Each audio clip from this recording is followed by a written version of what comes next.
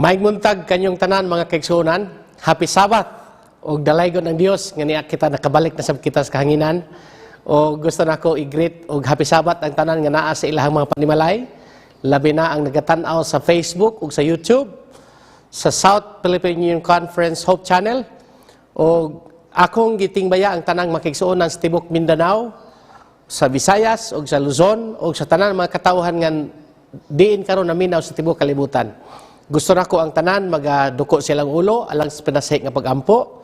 Ginoong Dios, o bani kami karon, samtang kami magatuon sa imong bililhon nga pulong, o magahatag og dugang padasig sa among pag-alagad diha kanimo, gamita kami o gamhi kami pinagi sa balang espiritu, giyahi kami o tagay kami sa langit nun nga kaalam nga among gikinahanglan, amo kining pangayo, tungod lamang sa ngalan sa luwas. Amen.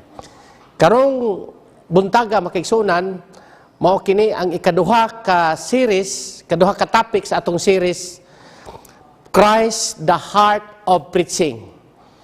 Christ the Heart of Preaching, written by Brother Pastor Dan Namanya. Karong buntaga atong tun-an kining suhito, Christ-centered preaching, what it really is. Unsa bagyod kining Christ-centered preaching? Sa atong natun-an makiigsuonan, niya atong miaging Sabado, ang chapter 1, atong gidiscuss, the need for Christ-centered preaching. O, karon sa chapter 2, atong i-focus makiigsuonan ang what is Christ-centered preaching. Sulod sa pila ka mga semana, mga higala makiigsuonan, ato gayud matun-an pag-ayo, kung unsa kining gitawag og Christ-centered preaching. Ingon ang usa ka writer, labi na gyud ang atong author ni ini nga libro sa iyang research, si Pastor Dan naman yan, ingon siya, Christ-centered preaching does not only refer to the incarnation, the death, and resurrection of Jesus Christ. So, unsa bagi di ay? Dili man da kuno lang nga sa iyang pagpakatao, sa iyang pagpakamatay, o sa iyang pagkabanhaw. Nag-ingon din ang usa ka definition makiigsuonan, Christ-centered preaching looks at the whole picture of God's redemptive work as revealed in every text or passage or the book of the Bible. Sa ato pa makiigsuonan, ang Christ-centered preaching nagalantaw sa kanatibukan nga panglantaw mahitungod sa pagluwas ni Ginisus sa matag sa kanato o ang matag sintro sa teksto ni ana makiigsuonan sa matag teksto sa Biblia nagasintro alang sa imo ug sa akong kaluwasan. And this redemptive picture is made possible through the grace of God as fulfilled in Jesus Christ. Kini nga kaluwasan makiigsuonan nagadala kanimo kanako sa pagduol ngadto kang Hesus kay diha lamang kaniya makaplagan gayud ang kaluwasan. So ingon siya diha sa kinatibuk-an nga punto mao, Christ-centered preaching is that God has done for us what we could not do for ourselves through the Son of Jesus Christ. Unsa day kuno ang Christ-centered preaching mga kaigsuonan? Unsa ang nabuhat sa Dios nganhi kanato nga dili nato mahimo sa atong kaugalingon kundi diha lang gyud kang Kristo Jesus nga iyang anak makaigsuonan. Pagkanindot. Therefore, a sermon does not need necessarily mention Jesus here and there in order to be Christ-centered. Usahay ato lang ibalik-balik og mention makiigsuonan ka ng pulong nga Christ-centered, miingon na dayon taga Christ-centered ang atong sermon. So karong buntaga, nag-ingon siya, unless we look for help beyond human power, we are doomed to death. John 12:32 it says, Jesus said, that if I am lifted up on the earth, will draw all people to myself. Kung ato di ay siyang ipataas makiigsuonan, iyang ganihon, iyang ganuyon ang mga tao ngadto kaniya. Madani gayon siya ngadto kang Hesus. So atong i-define karon makiigsuonan ang Christ-centered preaching. Unsa man kining Christ-centered preaching? Christ-centered preaching is a biblical preaching that focuses on uplifting Jesus from Genesis to Revelation by one who has encountered Jesus and being divinely transformed through the indwelling of the Holy Spirit, mga kaigsuonan. Base ni ining maong definition mga higalag makigsuonan, ato sinsilyuhon pag-ayo karong buntag. Sa tulo ka punto lamang makigsuonan, kung unsa di ay gayod kining Christ-centered preaching. Mao kini ang usa sa pinakaimportante nga slide makigsuonan nga dapat imong hinumduman. Nga dunay tulo ka basic nga punto, tulo ka dagko nga punto niining maong definition. Based ato nga definition makigsuonan, dunay tulo ka mga dagkong butang unsa ang buot ipasabot sa Christ-centered preaching. Atong sugdan, number one, what is number one? The three basic things in that definition is that Christ-centered preaching is biblical. It is biblical makigsuonan. Number two, it uplifts Christ. Nagapataas ngadto kang Kristo. Number three, it arises from Christ-centered life. Based from that definition mga kaigsuonan, sa ato pa, ang usa di ay ka Christ-centered preaching, number one, biblically sound mga kaigsuonan. Number two, nagapataas o nagatuboy kang ginisos. Mao nay Christ-centered preaching. Katulo, ang Christ-centered preaching mao, ang usa ka tawo nga nagawali, nakahibalag ug nakatagbo gayud kang ginisos. Kanang tulo makigsuonan. Number one, Christ-centered preaching should be biblically sound. Unsay buot pasabot ana makigsuonan nga biblically sound? It means that before one can understand how a particular text relates to Jesus and His ministry, one has to follow faithful interpretation of the text. So walay mahitabo makigsuonan nga biblical preaching or Christ-centered preaching kung ikaw mismo wala nagatuon pag-ayo sa imong Biblia. Imong sundon pag-ayo kung unsa ang interpretation sa text. Ingon diha, the reason for studying the text faithfully is that you can clearly show how Christ is revealed in that particular text. Therefore, preaching from Christ for a particular text requires a what? A deep biblical understanding of a passage. Bantayan ang keyword makigsuonan. Ang biblical preaching di makigsuonan or Christ-centered preaching nagkinahanglan og unsa?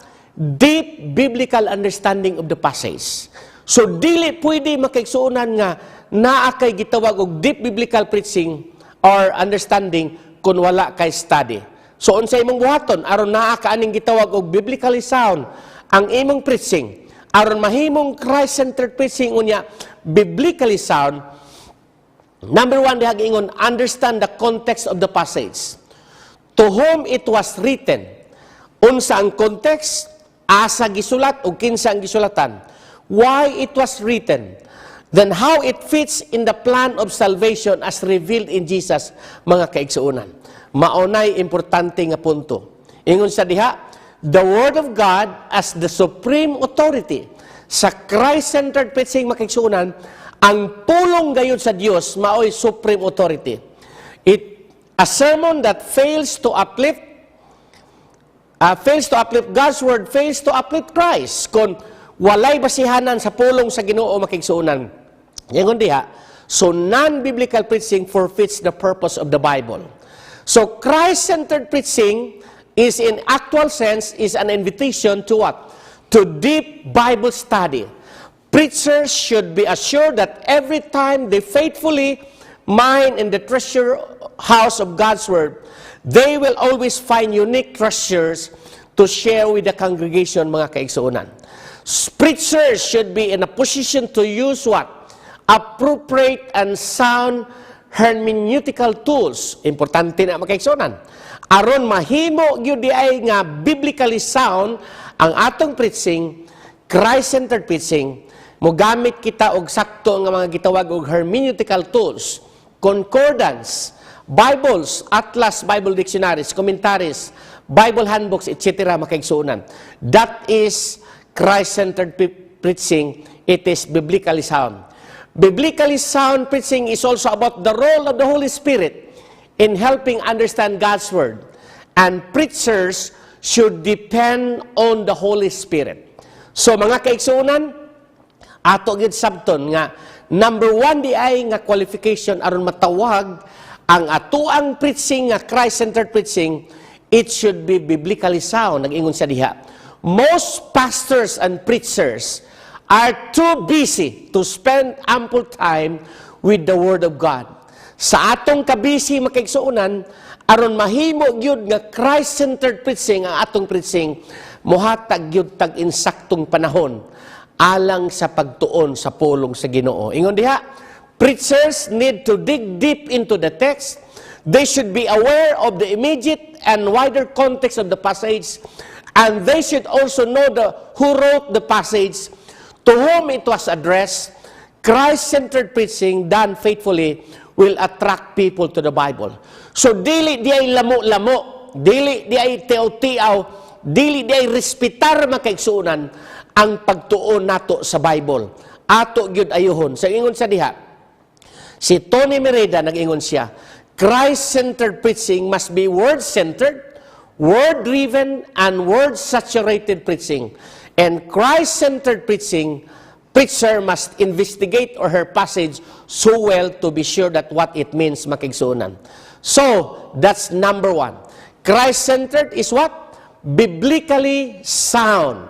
Biblical preaching. Number two, if uplift Christ, nagatuboy, nagapataas kang Kristo. Christ-centered preaching moves from a deep Bible study to the next level of connecting a text to Jesus. Exegesis or deep biblical study is part of the process of Christ-centered preaching makaigsuunan. If you fail to discover how the result of your text analysis lead to Jesus, you have not accomplished the purpose of preaching makaigsuunan. So imong yung diskubrihon pag-ayo, imong ituboy kanunay sa Ginisus.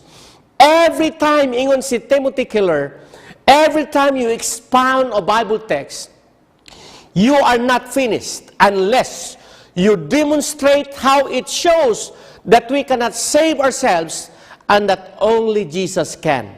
Makaigsuunan, sa matag panahon di ay kita nga mag-expound sa text, dapat sabto nato igsuon nga wala patanahuman kung wala nato mademonstrar kung unsa gyud ang pagluwas ni Ginisus nato ug wala kita sa atong kaugwalingon kung wala sa Ginisus. No matter what subject preacher tackle, they must uplift Christ. It means that they can take a text or passage from any part of the Bible and discover how that particular text people to the salvation deeds of Jesus Christ. So ato gyud lang taon makigsunan kanunay ituboy si Jesus. Giunsa kita pagluwas ni Jesus. Christ-centered preaching is uplifting Christ, and Christ-centered preaching does not tell people what to do, but it tells people what Christ has done. Klaro gyud kay makigsunan nga dili di ay kay magwali ta nga mao ni inyong buhaton, sige lang tag-ingon nga mao ni atong buhaton sa atong pagwali. Pero wala nato na padako unsa ang nabuhat ni Ginisus sa atong kinabuhi.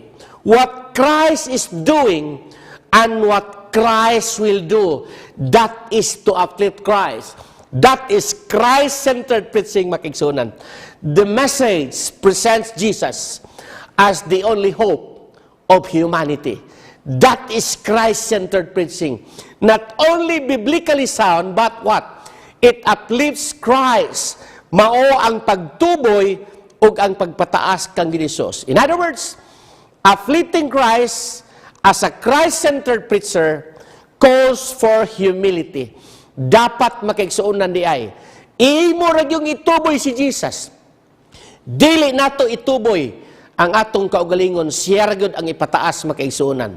After leaving a Christ-centered sermon, the audience should go home thinking or talking about Jesus Christ and not the messenger. Usahay makigsunan, nindot kayo ang mga preacher kay halos mo tumbling sa pulpito.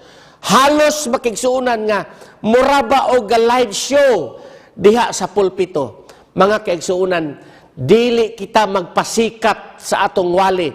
Ang atong ipataas mao si kinsa, mao si Jesus. It is because of what Jesus has done that preachers are privileged to serve as His ambassadors, mga kaigsunan. So ato lang yung hisgutan.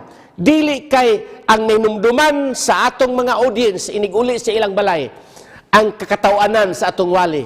Kay naay mga preachers, mga kaigsunan, magwali nga, halos magsigil lang yung pakatawa diha sa pulpito.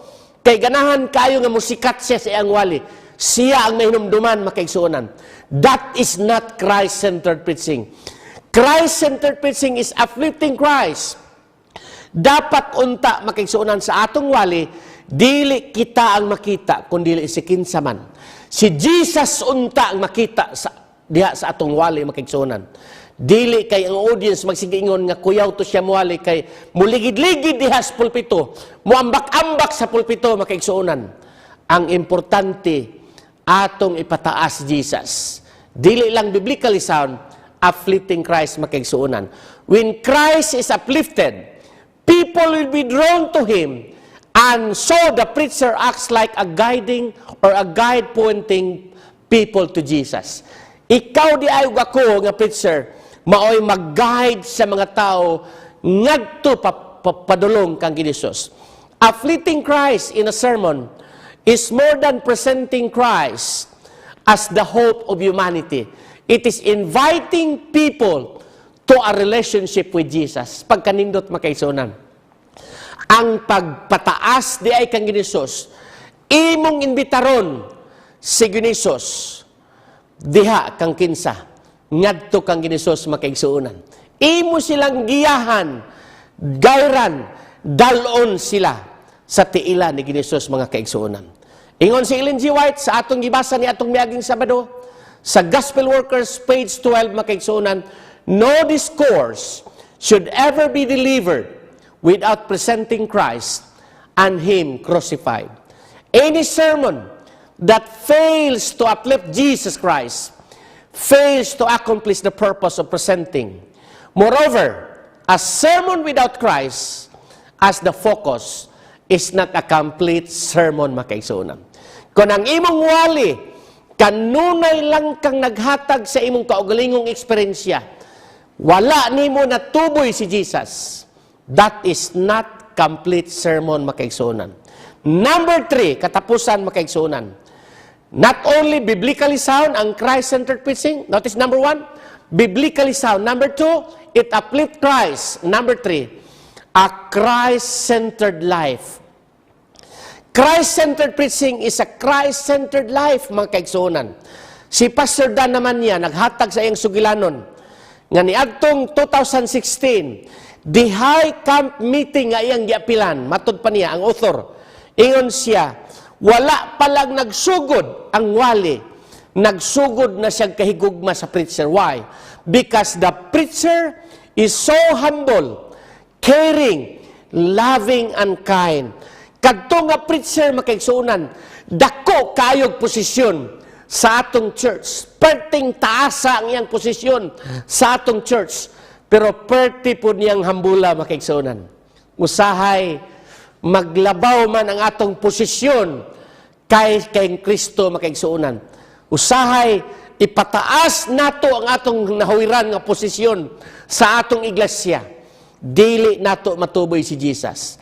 So makaigsuonan, mahigugma kita sa mga kang Hesus, pinaagi sa mga magwawali.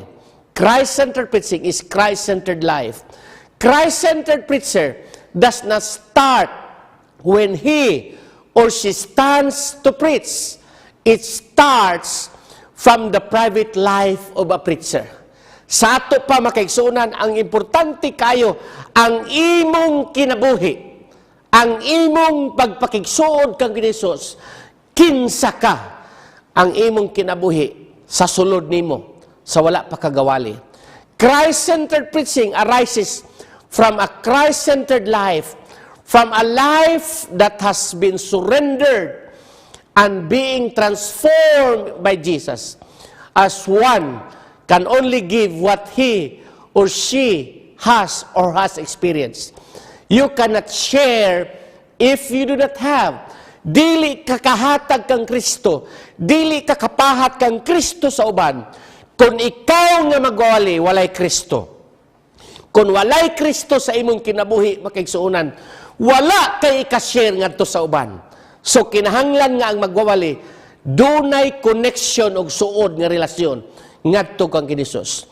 The message of Christ, centered preacher, is not just theory, but it arises from one's personal walk with God, personal walk with Jesus, that one's life outside on the pulpit reflects Jesus Christ.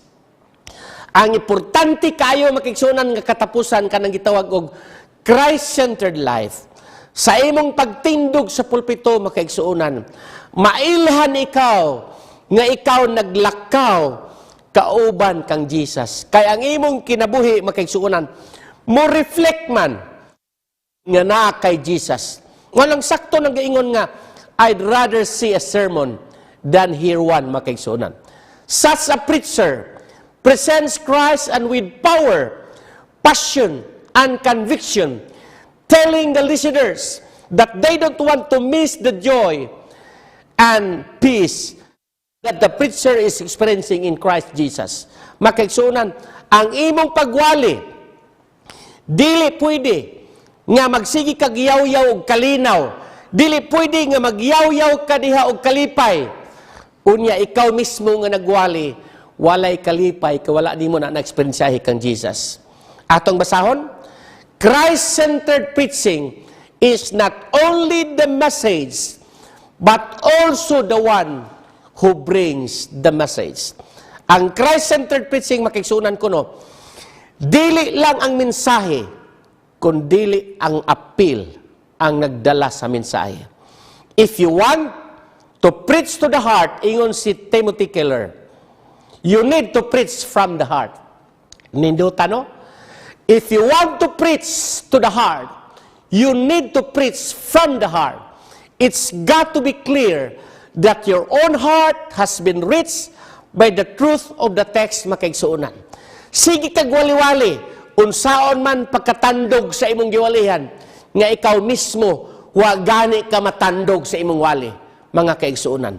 What is required is that as you speak, it becomes evident in all sorts of ways that you yourself had been humbled, wounded, healed, comforted, and exalted by the truth. And you are presenting and that they have genuine power in your life. Mga kaigsuunan, makita sa atong kinabuhi, if we are going to preach for transformation, we need the guidance of the Holy Spirit. When the Holy Spirit dwells in us, the people we preach to will be blessed because they will hear not the words of men, but the very words of God, makigsuunan. It means that we are being guided by this Holy Spirit to say appropriate words that lead people to see Jesus and not the preacher, makigsuunan. Our personality and character will never be separated from the message, makigsuunan. So, unsa ang katapusan, makigsuunan? Atong i-review. What is Christ-centered preaching? It is what? Biblical. Biblically sound. In other words, it is based from the Bible. Number 2, it uplifts Christ. Nagatuboy kang Hesus. Number 3, it arises from a Christ-centered life, makaigsuunan. Ingon siya din sa second to the last nga text, for if the message cannot transform the messenger, then it is not a message that will transform the hearers. Kung ikaw makaigsuunan, wala mausab sa imong wali, labaw na nga dili mausab ang tanan nimo nga naminaw. So makaigsuunan, ayaw kalimti. Mao kini ang libro nga akong gihawiran. Mao kini nga libro, Christ, the Heart of Preaching, written by Brother or Pastor Dan Namanya. Ako nagalao makaigsunan, nga dili unta makita, kita nga nagawali, ato hinumduman, nga atong ituboy si Jesus sa atong wali. It is biblically sound, it uplifts Christ, and it arises from a Christ-centered life. Ang Ginoo magpanalangin, magampo ta makaigsuunan. Ginoong Dios, salamat kaayo nga nagapadayon kami sa among pagpasantop ni inis kahanginan sa tibuok mga adlaw ng ipapahulay mo, Ginoo, amo kang matuboy, labi na karong adlaw sa among pagsimba diya kanimo, sa among mga pagwali, sa tanan namo sa among kinabuhi, sa among mga pagampo, labi na gyud sa pagtuon namo sa balaang kasulatan, ang imong ngalan Ginoo magapataas, dili unta ang among kaugalingon, ikaw kanunay matuboy Ginoo, og dili namo kini mahimo kun wala ang balaang espiritu sa among kinabuhi. Salamat sa pagtubag, amo kining gipangayo tungod lamang sa ngalan ni Jesus nga among maluwas. Amen.